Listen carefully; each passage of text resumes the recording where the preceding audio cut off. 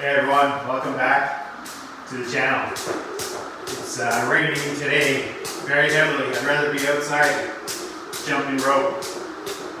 Due to the rain, inside and we'll make do. It's just nice to be jumping rope regardless. Today I'm using the half-pound cross rope. One thing I want to mention just at the outset of this video is connected with my footwork. So here at the moment, I would do the boxer skill. And now I'm in the regular 2-foot hop. And can you notice that when I land on the ground, I'm not landing with too much force. I'm not making thuds when I hit the ground. What I mean by that is this.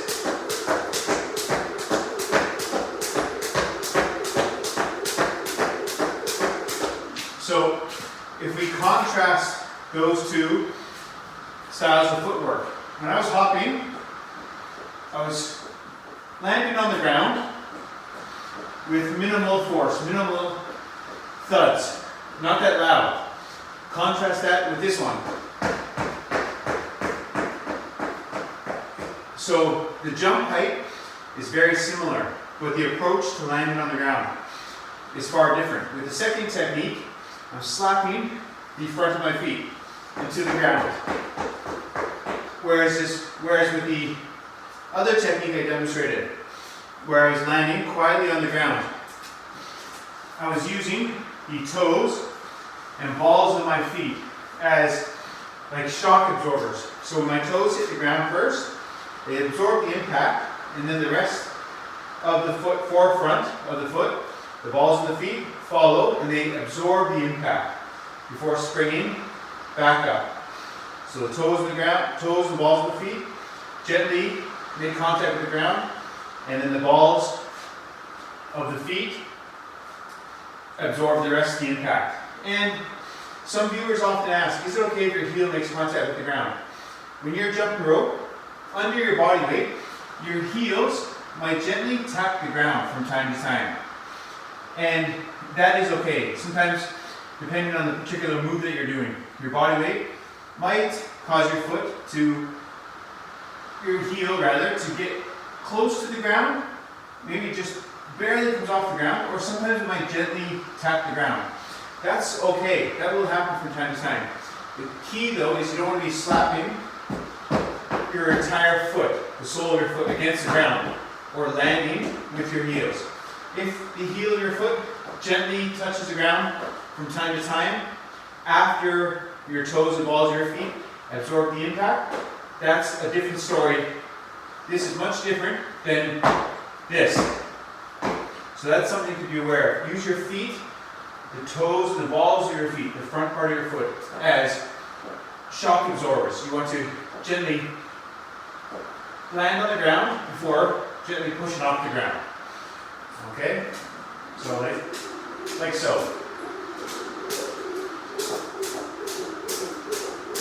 Okay? Not this. Or not this. It's nice and easy.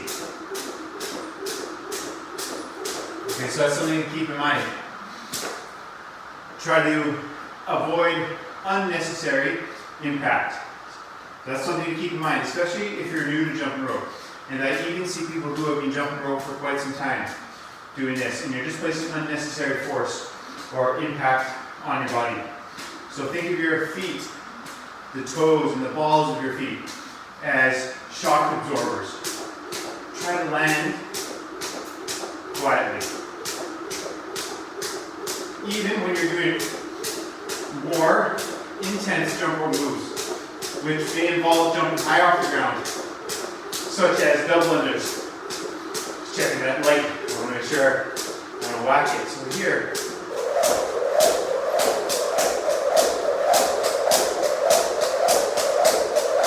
even when doing double unders, same principle. The toes will make contact first, and then gently use the balls of your feet to absorb impact, and then do the reverse motion. spring up, spring up, spring up. So keep that in mind. So this half-pound rope, as the name suggests, there's a bit of weight to it. Still, you can perform some cool jump rope moves, jump rope tricks with that heavier style rope like this.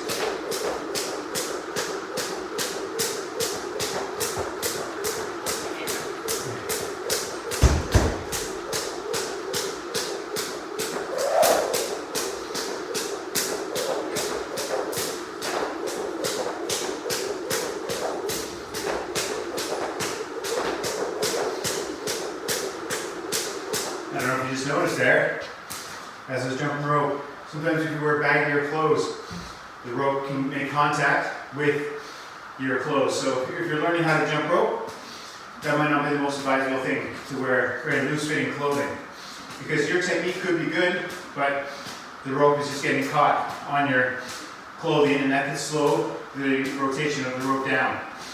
Even still, if the rotation of the rope gets temporarily slowed down, if you just use your wrists, your hands to flick that rope, oftentimes the rotation of the rope doesn't have to come to a complete standstill.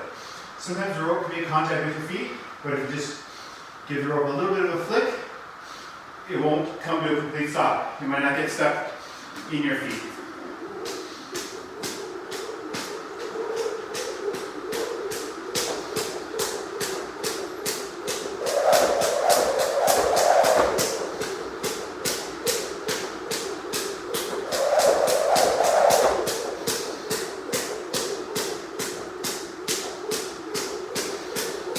Doing the basic boxer skate now.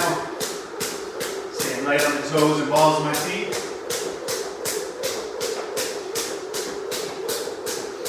Moving around like this to make even the most basic of moves more challenging.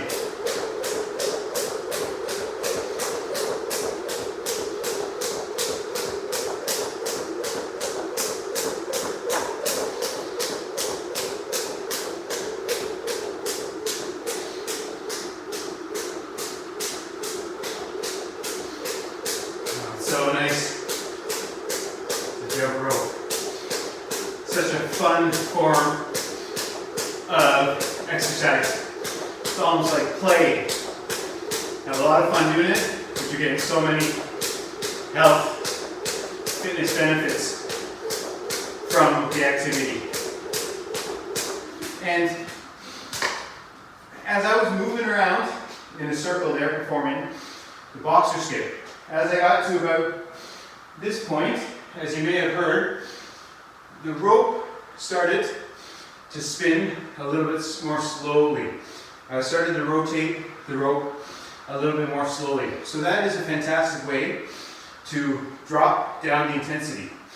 If you start spinning the rope a little bit slower, that can be a great way to help you slow the intensity and slow down your breathing without having to come to a complete stop. So if you're spinning the rope faster, your feet cannot afford to stay on the ground as long. You have to stay light on your feet, moving around. The slower you spin the rope, your feet can rest on the ground a little bit longer. You don't have to jump rope, you don't have to leave the ground or jump off the ground as frequently. Let me show you what I mean by that again here. So here,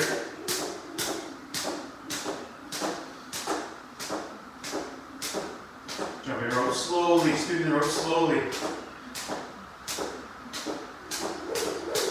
The faster I spin the rope, my feet have to leave the ground more often. So it's going to force you to work that much harder.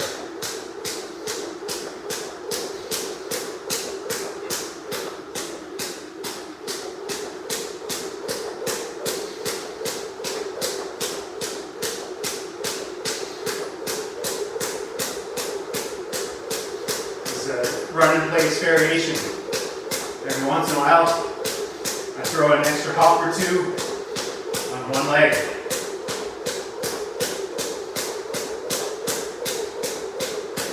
So when I'm doing this, watch what I do here. Here's the basic run in place.